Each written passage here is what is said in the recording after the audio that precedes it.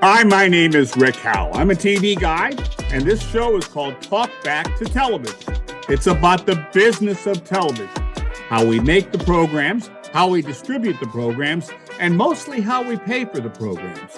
Because if we can't pay for the shows, there's nothing to watch. Stay tuned.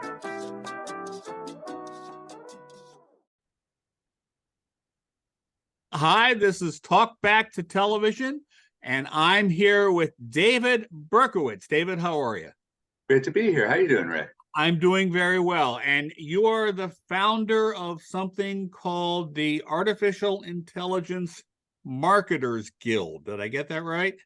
You got that right. All four letters. Yeah. All right. AIMG. AIMG. All right. So I just joined AIMG. Thank you. What exactly did I do? What exactly you did is you got first in line to Oh, the wow. hottest new digital club. Okay. All the cool kids are in right now, or about to be, because I might even be opening the doors today, where so much of it is like there's obviously a lot of talk about AI. There's also a lot of talk about marketing and some of the implications, but there isn't really a dedicated place to just bring it all together and have a lot of peer learning and try to figure out like what marketers in particular should be doing about all this stuff. Yeah, all this stuff, and as we were talking before, I hear a lot about AI. I haven't heard anybody say how you're going to make money with it. Yeah, and that's part of it. Like some of it's how to make money with it. Some of it's how not to lose money and how not to lose your job with it. Because there's I mean, like the word disruption is thrown around a lot as a word. Like whenever something new comes, Bitcoin's going to disrupt, like the credit card system. Like that hasn't happened, but there's stuff in AI that's like it's happening. Okay, so AI has been around in one form or another as machine learning for quite a while, right?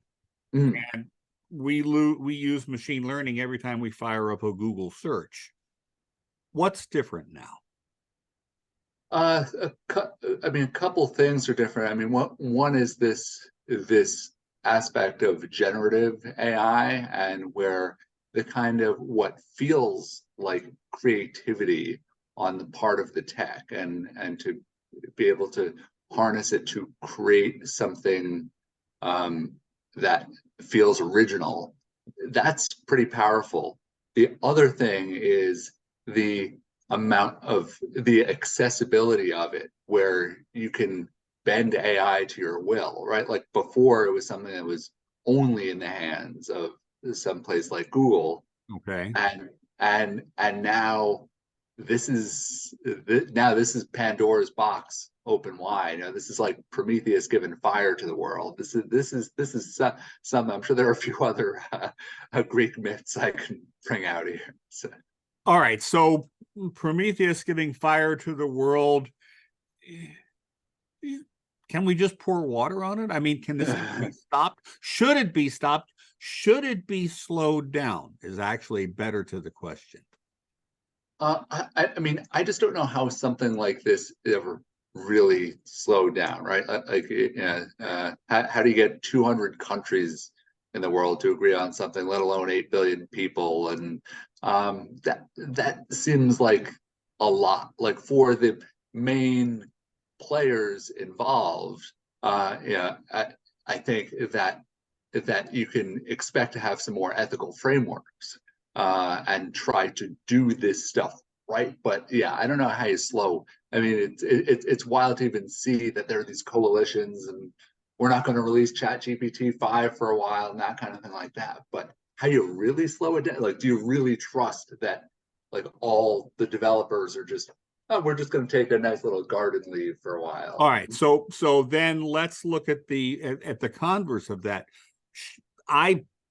Should we speed it up? I tend to believe, for example, I was talking with my wife the other night about this, that as we're looking at the election and we're all going to be confronted with tons and tons and tons of fake videos, and if For example, we all could ingest just a little bit of skepticism about, if it doesn't smell right, maybe it's not right. But add to that, you look at a fake video and you say, oh, I can do that. Like all of a sudden, the entire conversation changes because it's no longer A, mysterious, and B, scary. It's, well, shit, I can do that. Should that be where we're going to with AI? Should we actually encourage mass adoption so everybody ingests it and get familiar with it, and we're teaching first graders how to use it along with their coloring books? Well, I don't think it's necessary. I mean, I think that mass adoption, especially in the form of educating people, even even younger grades, on what it can do. Like, I mean, is it that different from as computer programming started to be taught in schools, and then there are these like very cute graphical interfaces so that kids think they're basically playing a video game and they're actually learning the elements of coding. Yep. Right. So that is undoubtedly happening with AI. I have these conversations with my own kid about it, and then sometimes I get a little scared because I'm like, did it create too much, right? Like, is this image a little too realistic or provocative, right? Not in any suggestive sense, just in this like mind bend. Is it like is it too much for a young mind, let alone an adult mind, to handle? But it's stuff that we've all got to grapple with, because this is one of those things where so much of it hits close to home, no matter who we are, right? Like, you don't have to be some tech bro somewhere. It's just like this can and does affect everyone now. I have a 4-year-old granddaughter and a 6-year-old grandson, and it is astonishing at that age. We've heard they're sponges, right? They absorb everything.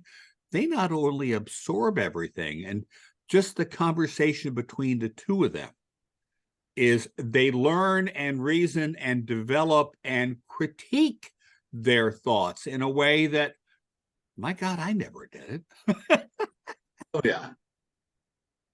So can AI help learning that way? I think your video. Oh, there you're back. Okay. Can AI help learning, and then in the same manner help everybody's understanding of AI?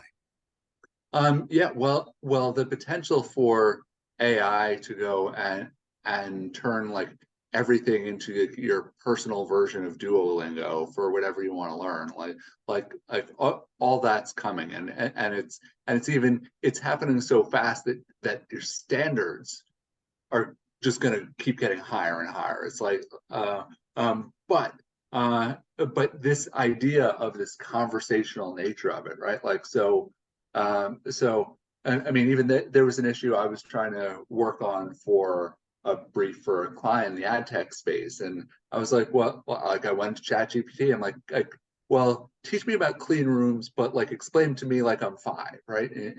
Really basic. Okay, now explain to me like I'm 15. Now pretend I'm like a PhD student in ad tech, right? Now help me understand what are the implications of the clean room, and now let's get a really deep conversation about this. And so then I can understand it, and also, if I really do my job right, speak to it on different levels in a way that, reading a few articles on Digiday or somewhere like that never would have done the trick. But in way less time, I can get way smarter and something that's tailored to me and what I want to know. That's crazy. That's really interesting. I sort of get that. I grew up as a journalist, and my attitude was everything, including the New York Times, was geared to an 8th grade education. I'm not sure that's still true, frankly, but the fact that artificial intelligence could be used in that, I'll use the word progressive manner that you described, right? Mm-hmm. Explain it as a 5-year-old, a 10-year-old, a 15-year-old, a PhD. And as the chat app is layering on more detail, you're learning starting at a relatively easy base. Is that what you were meaning by that? Yeah, well, so I want to be able to do that, but then I also want to make sure that once I understand something really well, yeah, I work in marketing, you're in media. Our jobs are to explain things to others. We're not always talking to the PhD students and experts, right? We're often talking to the people who've never, in this case, like the people who've never heard of a clean room, Right. but use all this adjacent tech and might want to use one. Then I need to explain to them like they're from another planet, and you could do that. You're like, talk to me like this is my first day on Earth, and but then so it then helps me bring it back down to this and like, oh, okay, so like, this is the this is here's the lead, and now here's if I only convey one message, I'm gonna do this, and so like that's also like when it's like back in school when you could actually write an essay without looking at from our day the encyclopedia or the original textbook. Then you actually understood it when you could say it in your words, not someone else's. And this is what like it's very easy for anyone to take the first step now and just say something in AI's words that sounds smarter or a little more like have a little more tone of voice than Wikipedia. To help it teach you enough to say it back in your own words and to convey a powerful message that you're like, eureka, right? Like I've hit on that thing that I can now share with others. Like that's that element of magic. Well, guess what? That element of magic is something that the Artificial Intelligence Marketers Guild will provide all of the members. Now, how do people join, David? Best way is to go to aimarketersguild.com and request access. And yeah, we're now starting to let people in and connect with each other. And there'll be a lot of programming and just ways to learn coming. I like it. All right. Well, listen, we're out of time. We're way out of time. I don't care because it's just interesting to talk about.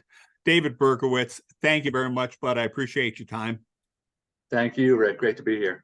And we'll see everybody on next week's Talk Back to Television. Bye-bye.